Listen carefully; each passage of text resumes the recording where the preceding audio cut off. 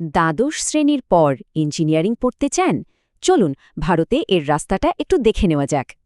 ভারতে ইঞ্জিনিয়ারিংয়ের পথটা বাছা কিন্তু বেশ কঠিন।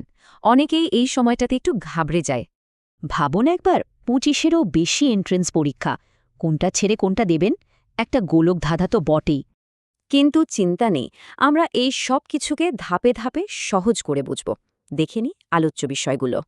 প্রথমেই এই পরীক্ষাগুলোর জট ছাড়ানো যাক। এগুলোকে মূলত 3টে ভাগে ভাগ করা যায়।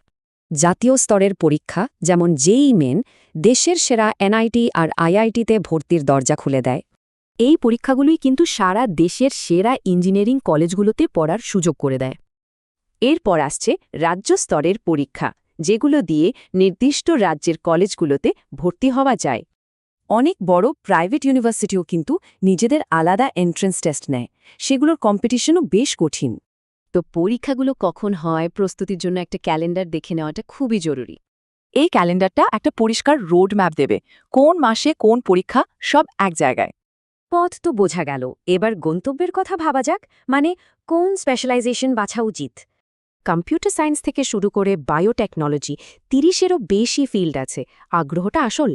যেমন ধরুন, ডেটা সায়েন্স নিয়ে পড়লে ডেটা সায়েন্টিস্ট হওয়ার সুযোগ, পড়াশোনার সাথে সরাসরি কেরিয়ারের যোগ।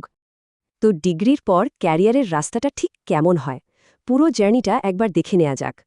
ভালো করে পিসিএম পড়তে হবে, এন্ট্রেন্স দিতে হবে, তারপর ডিগ্রি, ইন্টার্নশিপ আর স্কিল ডেভেলপমেন্ট।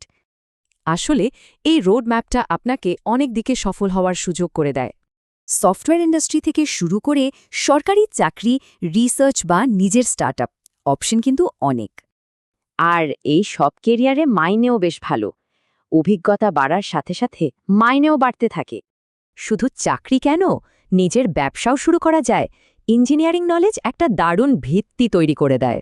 তাই দেখুন, সঠিক তথ্য আর প্ল্যানিং থাকলে চিন্তাটা আত্মবিশ্বাসে বদলে যেতে পারে।